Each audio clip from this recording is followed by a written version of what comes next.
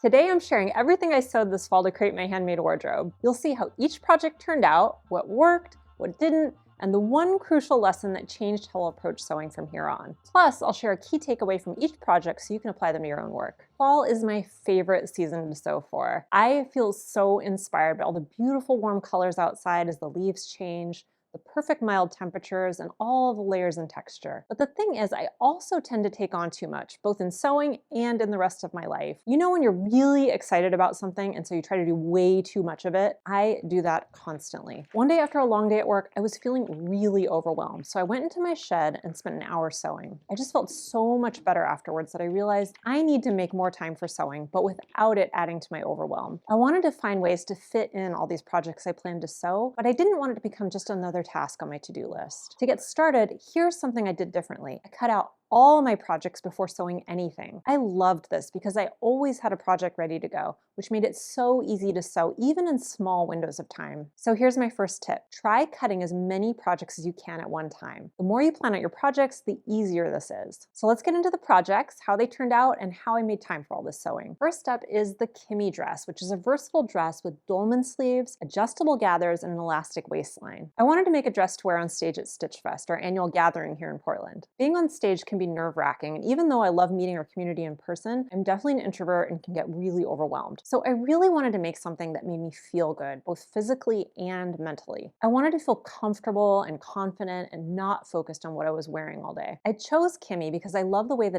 ties and elastic waist create these soft gathers. It gives it a really beautiful vintage feel that definitely feels like my style, but it's still really comfortable and it doesn't distract me from what's going on around me. I find that comfortable clothes can help you to feel just more present. I pulled this gorgeous vintage cold rayon from my stash. I believe it's from the 1940s and I've had it forever, just waiting for the perfect project. I love the chocolate brown color and the big lacy ribbon print. One of the biggest challenges with this dress is the large scale pattern because Kimmy has a seam down the center front. I thought about sewing the bonus version that crosses in front, but I really like the simplicity of the original. So instead, I decided to match the pattern at the front. Let me show you how I matched this pattern perfectly. I cut everything single layer and folded back the seam allowances so I could match the pattern exactly. Then I used my favorite method of pattern matching when it came time to sew the center seams. First, I sew a line of basting at the center front to mark the seam line. Then I fold one side under and press. I then lap the seam and edge stitch them together. I use Wonder Tape to hold everything perfectly in place. Look how beautifully that matches. One other thing I did with this dress is create tons of bias tape so I can use it for the shoulder ties as well as the finishing. I find making bias tape really calming and almost meditative, and I really like the way it looks at the shoulders. I felt so lovely in this dress, and I love showing off that perfectly matched seam to all the other sewists I met at Stitch Fest. I felt super proud of that tiny detail, and the easy shape of the dress kept me really comfy the whole day, on and off stage. I also found that making something that feels really special can be just a matter of using the right fabric. Pattern itself doesn't have to be difficult or complicated, as long as you feel really good in it. So here's what I learned.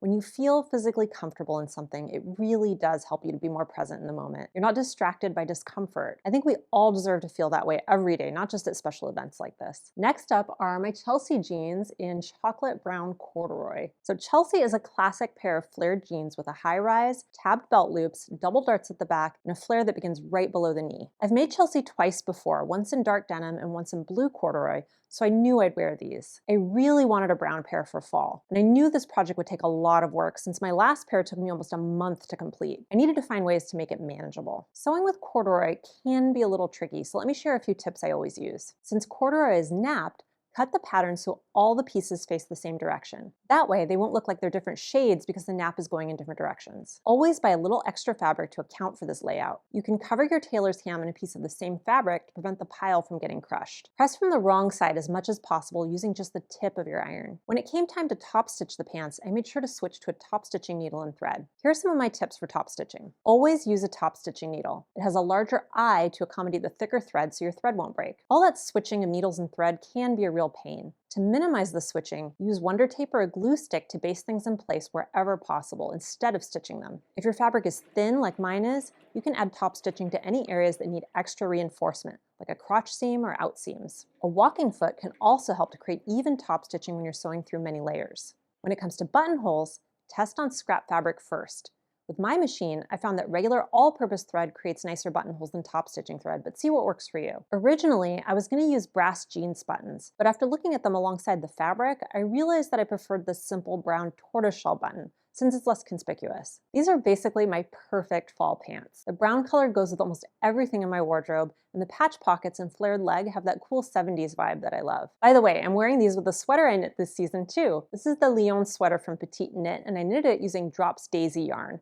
It's really soft and cozy. Here's what I learned. Making jeans is a real labor of love, but when I think about how much I'll wear them, it only makes sense to invest that time. It's so much more meaningful to spend time making things you use constantly than whipping up something that you'll rarely use. I get a lot of satisfaction from that. Just like my last pair, I allowed myself to sew these jeans in small chunks, working on them an hour here and an hour there. This definitely kept it from feeling so massive and overwhelming. But then, just as I was finishing up my Chelsea jeans, disaster struck. The hand wheel on my machine broke and actually flew off while I was sewing. Luckily, I was about to go out of town for a week, so I asked Ken to bring it in for repair and tune-up. No big deal. Or so I thought. When I came home from my trip, he told me it wouldn't be ready for 4 or 5 weeks. I kind of panicked a bit. First of all, I really wanted to finish all these fall projects I'd planned out. And second, I'm working on this big sampler quilt for the year where I sew a different block every month and plan to make a quilt with them all at the end of the year. Without a machine, I wouldn't be able to sew my block for October. I took a deep breath and remembered, as much as I want to finish all these projects, sewing is supposed to be fun, not stressful. So once I relaxed, I realized there was a simple solution. It was high time I bought a backup machine. I found this Janome HD3000 on sale, which is supposed to be great for heavy-duty sewing. I won't lie, after all that top stitching on the Chelsea jeans, I thought it'd be great to have another machine I could use just for top stitching and not have to do all that needle switching again. It's definitely a much simpler machine than my Bernina, and I do miss a few of the features, but so far it's a great backup. After reading through the manual and lots of test stitching, I'm really getting pretty comfortable with it.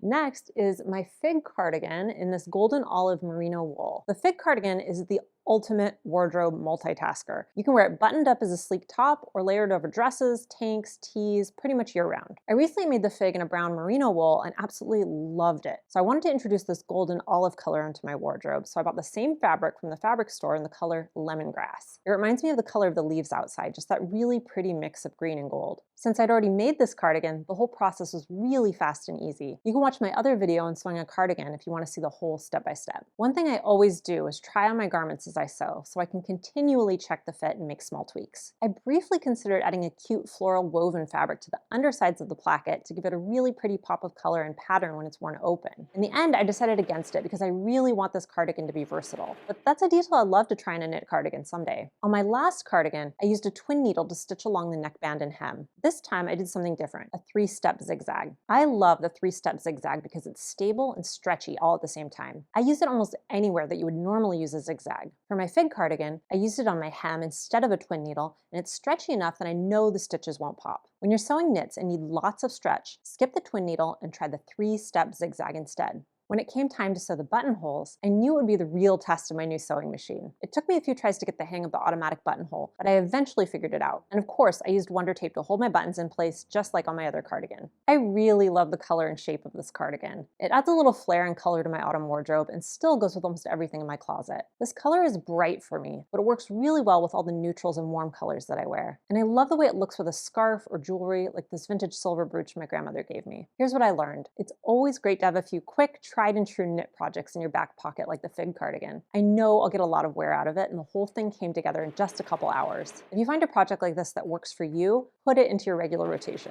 Speaking of planning projects, if you want to create your own wardrobe plan alongside me next season, download our free sewing planner. It has all the worksheets I use each season to create a mood board, design a color palette, and design projects that I'll actually wear. Get your own and we can build our wardrobes together for winter. I'll be sharing that plan in the coming weeks. I'll put a link in the description below so you can download it. Now let's talk about the Dezi skirt. This is a fluted midi-length skirt that's cut on the bias and features an elastic waistband and diagonal seam across the middle. Now, when I was in my early 20s, I had this vintage half slip that I wore as a skirt all the time. It was black silk, it was cut on the bias, and it had a pleated organza trim at the hem. I wanted to recreate that look from all those years ago, but make it something I'd wear today, maybe with cashmere sweaters and ballet flats. For the fabric, I used Radiance by Robert Kaufman, which is a cotton silk blend that I absolutely love. It has the sheen of silk, but it's a bit more stable and it's easier to sew. One thing I will say, even though I know I'll wear it a lot, I really hate sewing black. It's just so darn hard to see. My plan was to shorten Dezi and add lace at the hem, so I tried on the version I'd made before to find the right length. I also realized that since I'm making it shorter, I could probably omit the diagonal seam and still fit it on my fabric. So I taped the front pieces together and the back pieces together to get a single piece. This skirt is cut on the bias, which means I need to sew things a little differently. Here are my tips for sewing on the bias. Cut your pattern single layer instead of on folded fabric. To make sure you cut on the true bias, measure from the selvage to the grain line on the pattern so you know it's parallel. Instead of a straight stitch, use a narrow zigzag stitch for vertical seams. This allows the seams to stretch along with your fabric. Always keep a piece of scrap fabric nearby to test your stitching. Do some test stitches along the bias to check your seams. Depending on your fabric, you may need to lower your tension slightly to prevent puckering, like I did. Stretch your stitches and see if they break. If they do, try a wider zigzag. I also decided to sew French seams along the sides. French seams are perfect when using a light fabric like this, making something with long, relatively straight seams. If you want to learn more about French seams, I made a video recently about seam finishes that you can do without a serger. For the waistline, I decided I wanted to sew lingerie elastic at the waist instead of making an encased elastic waistband. I used this lingerie elastic with a pretty looped edge. For the hem, I pinned this wide chantilly lace right over the bottom edge. I then zigzagged the top edge of the lace to the fabric and carefully started cutting away the fabric beneath with my duckbill shears. Well, I thought I was being careful, but as I went, I realized that I had accidentally snipped right into the lace. After a moment of frustration, I took a deep breath, took it over to the machine to zigzag over the hole. The great thing about lace is that it's super easy to hide your mistakes. After I stitched over the hole, it practically disappeared into the fabric. I'm not sure I can even find it again. This skirt turned out so pretty, and I absolutely love that wide lace. This is definitely a secret pajamas category for me. It looks super fancy because of the fabric and trim, but it feels like you're in your underwear. I've been wearing it with soft fuzzy sweaters and it feels so comfy. Here's what I learned. Almost any mistake can be fixed. It's easy to get derailed and feel giving up when you're sewing. The most important thing is not to berate yourself for mistakes, but just take a deep breath, let the frustration pass, then turn it into a problem to be solved. Next up is something totally different, a leather mini tote bag. I've never made a leather bag before, but our sample sewer Janine showed me this amazing leather journal cover she made from a kit from buckleguy.com. I started looking at all their DIY kits and fell in love with this mini tote. I had trouble deciding between all the leather and thread options, but Sienna, who's behind the camera here, convinced me to go with the candy apple red, and I'm glad I did. This was a great project to work on in the evenings when I didn't feel like sewing with a machine. The whole thing is hand stitched, and it comes with all the supplies you need, including needles, thread, and even beeswax and sandpaper for the edges. It definitely took me a minute to figure out how to do the saddle stitch, and I ended up with a big thread nest at first. Sewing with 2 needles at a time was tricky, but eventually I got the hang of it. The hardest part was keeping Rusty off the table because he was obsessed with all the little bits and bobs.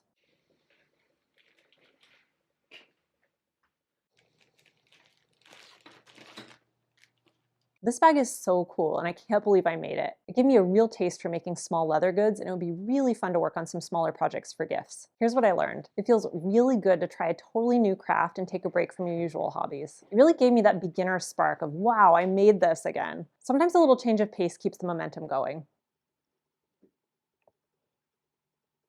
Next is the Bryn dress, which is 1 part shift dress, 1 part pinafore. The sleeveless shift style is fully lined and complemented by a scoop neckline and French darts. I made the Danny pinafore dress a couple years ago and discovered that I love pinafore type dresses that I can layer over long sleeve tops in the colder months. I wanted to make another pinafore type dress in a very simple style, but with a lot of texture. I used a wool blend tweed for this. I love the nubbiness and the heavy texture, but it definitely presented some extra challenges. I also used more of that Radiance cotton silk blend fabric for the lining. If you want to try sewing with a tweed fabric like this, I have a few tips for managing all the extra bulk and the potential fraying. Start by sewing the darts and really take time pressing and molding them with lots of heat and steam around the tailor's hand to give them shape. If you have a weak spot, like the clip on this fisheye dart, add a small dot of fray check just at that point to prevent more fraying. Use a clapper to really flatten out the seams. It makes a huge difference, as you can see.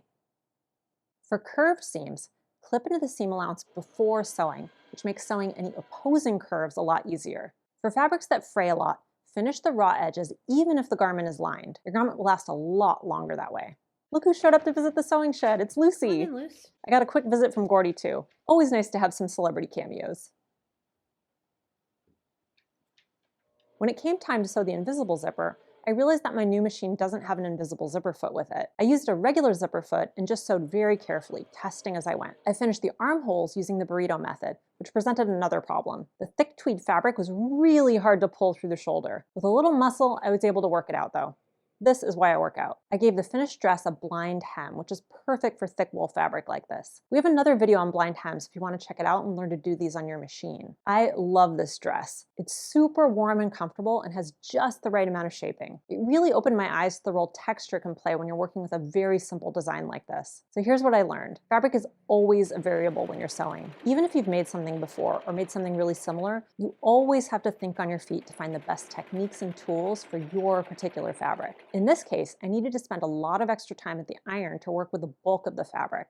And I also had to make sure the edges were finished and wouldn't fray. My final project of the season is the Bloom blouse. This is a charming top with a flattering square neckline at both the front and the back, gathered sleeves with an elastic casing, and heirloom-inspired touches like inseam trim at the yoke seams. I love a romantic white blouse. For me, this is something I can wear year-round in a lot of different ways. I use embroidered cotton from my stash with a lace insertion trim. This was a great project to end the season with because a woven blouse like this is so simple to sew. The details can make it really special. Since the fabric had a scalloped edge, I decided to use that as a design detail along the hems. Here's how I like to sew insertion lace.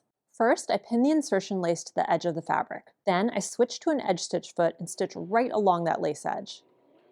Press the lace away from the fabric. Then edge stitch it in place to flatten everything out. Stitch the other side in the same way and you get this peekaboo stripe of lace. This is a really pretty blouse that's easy to wear with any of the other separates I made this season or just with jeans. Here's what I learned. Take a little extra time to think through the details. When you do that, you can turn even simple projects into something that feels really special and meaningful to you. I started out this season with so many ideas and things I wanted to sew. I really feared that I was taking on too much, and at times it did feel like maybe I wouldn't be able to do it, especially when my sewing machine broke. But there was one thing that really helped me get through all these projects and conquer my stress, and it also helped me create pieces that I know I'll wear and cherish. And that's that many of these projects were tried and trues. Some of them were patterns I'd made before and already loved, like the fig cardigan or the Chelsea jeans. With others, like the Dezi skirt, I took an old favorite and made it new with totally different details. And with others, like Bryn, I hadn't made the pattern before, but I knew the pinafore style was tried and true for me. It's easy to get seduced by novelty, but sometimes it's the old favorites that really teach you something about your style and even about yourself. It's worth thinking about what you naturally gravitate towards so you can lean into the projects that make you feel more like you. I'll be planning my winter wardrobe in the coming weeks, and I'm already thinking about which tried and true patterns I want to revisit and which new ones I want to try. If you want to see how I plan each season's wardrobe from start to finish, including choosing a color palette, creating a mood board, and selecting patterns that actually work together, you'll want to see that process in action. Watch this video next where I share my entire fall planning process and show you exactly how to use our free sewing planner to design your own seasonal wardrobe.